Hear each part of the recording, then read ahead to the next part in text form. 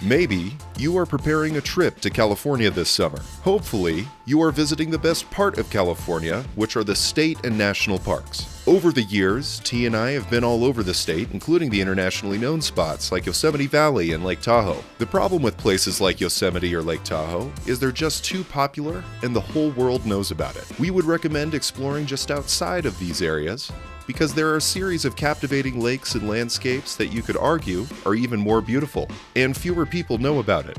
Join us as we explore the rugged and dramatic scenery behind Yosemite Valley and south of the Lake Tahoe area. This is our 395 freeway journey.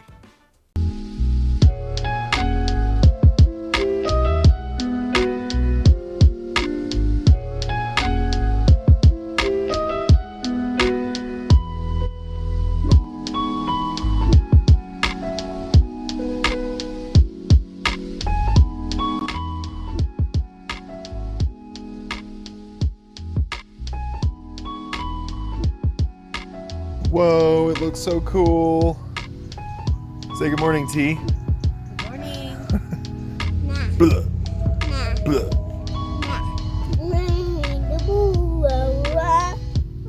I love you too, honey. Whoop, there it is. See that? Griffin will give you $20 if you ride one of those deers. Beautiful country. Beautiful country here. Eastern Sierra is just so epic. These mountains you're going to see are just incredible. So we watched a meteor shower till about 2:30, 3 o'clock in the morning. So it's like 11:30 now, and we just had a killer breakfast. The child is asleep, so hopefully he gets a little bit more sleep, because the drive there is about 35 minutes or so from here, and we're going to go check out this super cool valley right next door to Convict Lake, or neighboring valley over. So pretty excited.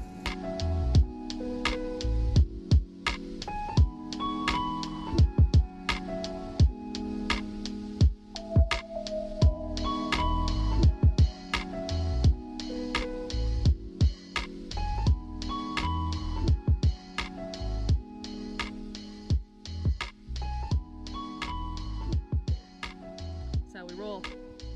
He's already working on the weed part. Probably has already had a cigarette at some point. We going, we hiking. This is how we hike.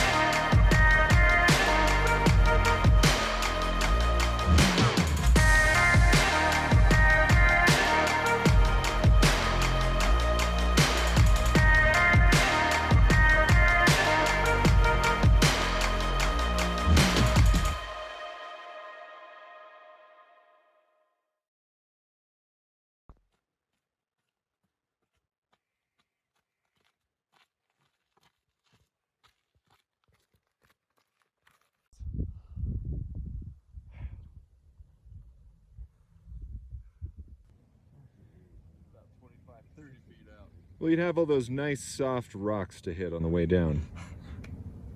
Oh, pillow your fall.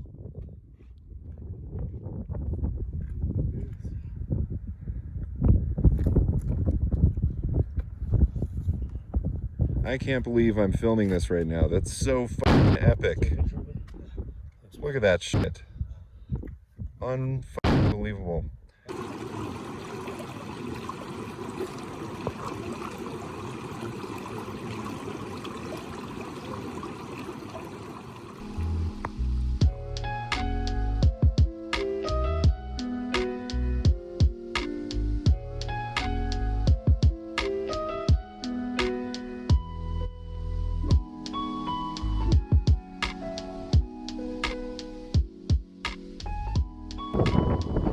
Oh my gosh, it's so windy. This is the Geological Point of Interest Hot Springs Edition. It's basically on the other side of the 395 from Mammoth. And it is really awesome. People can even take a swim in certain sections, but there are other sections where it can scald your skin off. But it is so cool, very unique. You don't really run into this in too many places in the world. So it looks like this is a fenced off area, even though everybody over here, and there's dozens of them even on the other side of that rock, they just all kind of hop this fence that everybody's worn in, and there's a million footprints near.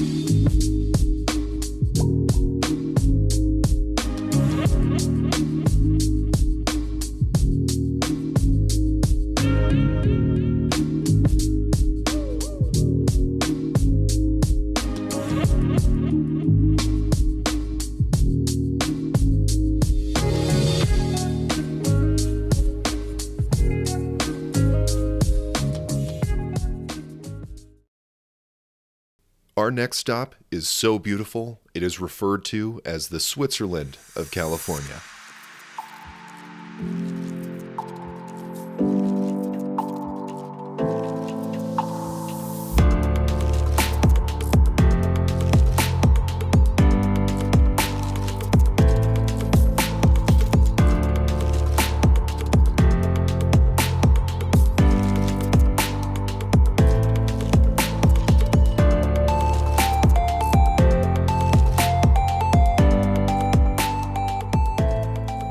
We are exploring June Lake Loop, which is about 3 lakes. It is only about 20-25 minutes away from Mammoth. It's a little bit north. It's basically the valley over, but it's right on the other side. It's like the backside of Yosemite National Park, so it's really cool. And I gotta go catch him, otherwise he's gonna try to drown himself. June Lake is perhaps our favorite spot in the entire eastern Sierras. One of the main reasons why is it has this really cool small town that you can visit with a variety of nice restaurants, and all the hiking trails are nothing but gorgeous. Keep in mind though, most of these trails do involve switchbacks. You're basically in a giant valley, and you are climbing up the valley walls on these trails. Short hike, but straight uphill. This hike took place in mid-July. It was right before the fires became out of control and everything in the entire state was overflowed with smoke. This was perfectly clear.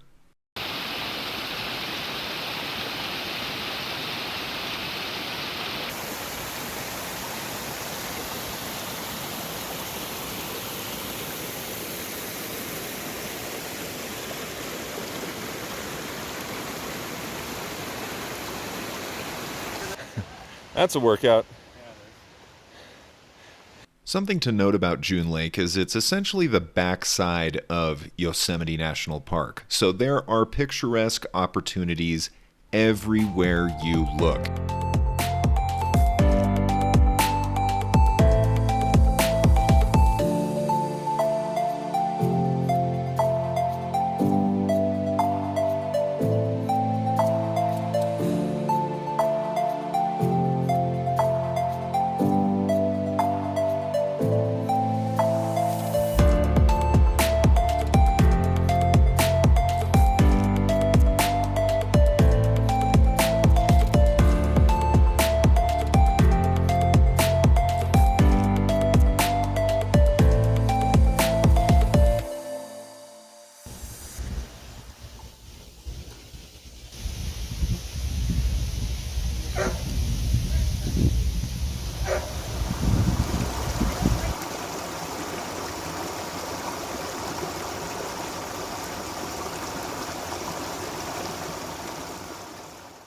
I really love establishments like this because it gives you an idea of what the old Sierras were like.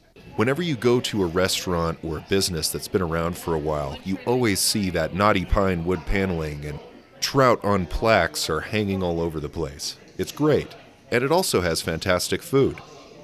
In my opinion, it's probably the best breakfast spot around. If you enjoy beer or even hard seltzer, June Lake Brewery has a great variety of both. Their setup outside in their back door patio is fantastic. They have plenty of shade, plenty of seating, and there's also a taco truck right on the premises. Yeah.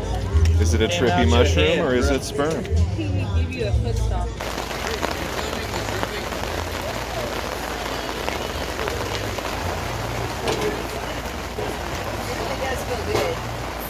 In July in the high Sierras, you can expect the unexpected thunderstorm. These usually roll in the afternoon, and they can be quite a show, as you'll see by some of this footage that I was able to get on the lake shore when there was a thunderstorm in the valley over. Whoa.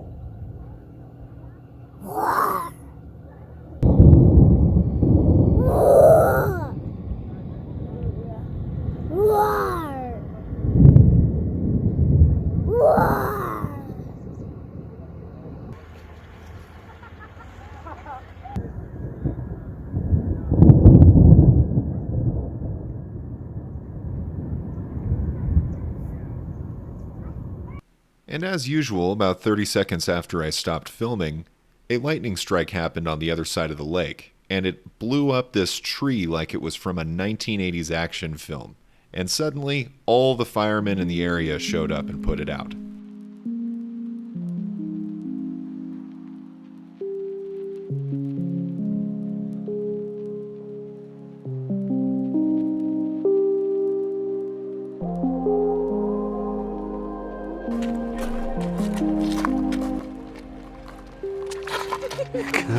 Don't go in the water.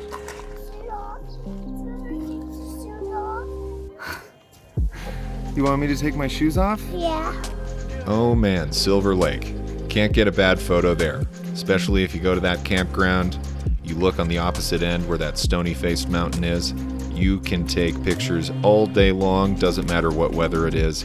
It's going to be beautiful.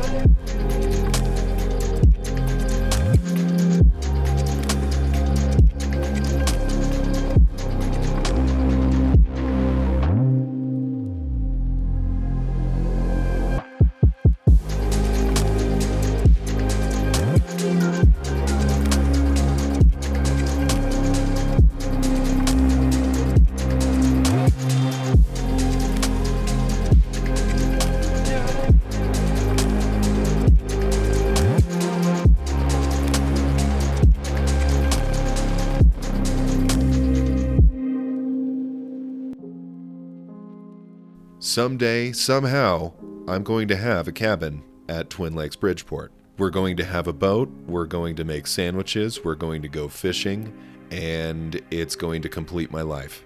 This lake is awesome, it's beautiful, it has a cool little general store, and it's right near Bridgeport. which is also a very cute little town in its own right.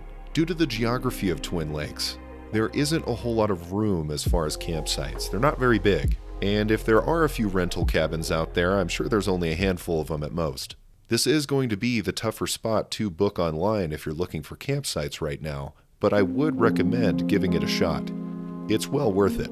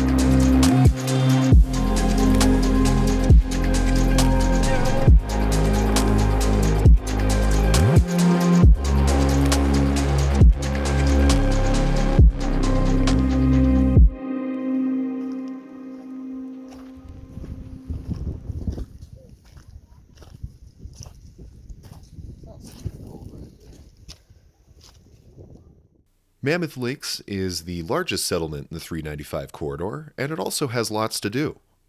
It's an area comprised of lots of lakes and hiking trails, and there's also lots of restaurants and shops and tons of other amenities. One thing we're really glad that we did was rent these e-bikes. It's a great way to get around and explore and see what you can do. Mammoth has invested heavily in bike paths, and you also, in general, even on some of the lakes that are a bit further out there, it's still a paved road that goes nearly around all of them. We can't recommend it enough. It's so easy, anybody could do it. You're at 8,500 feet at some of these lakes, and pedaling was just a breeze. What we love about Mammoth Lakes is just how weird it is.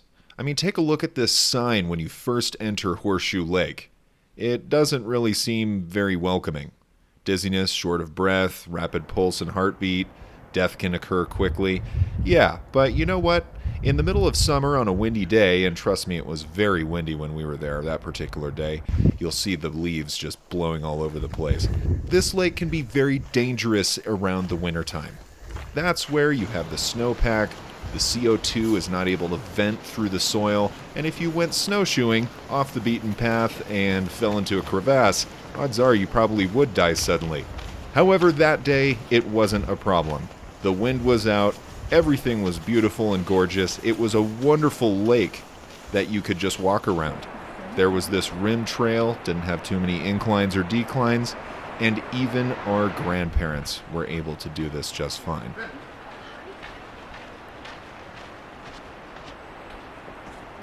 Something a bit unusual about the trees here, trees are pretty much everywhere in the Sierra Nevadas, is they grow in a very strange way because of the CO2. You see live and thriving ones right next to completely dead ones. You also see some weird Dr. Seuss-shaped trees, and you'll see much more later once we get to the other side of the lake.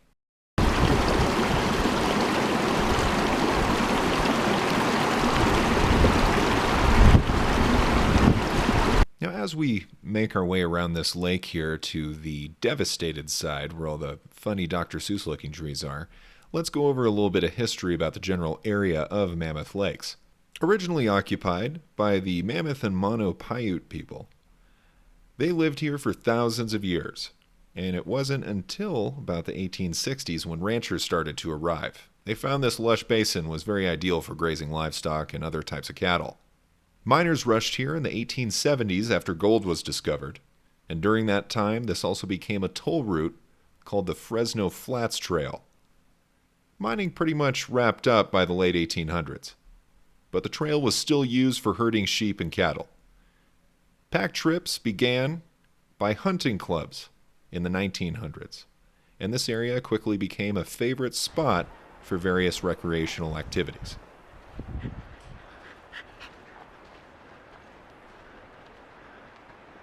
And here we are at those weird, creepy Dr. Seuss looking trees. It's like a nightmare between Dr. Seuss and Tim Burton. There you go. Come here, boy.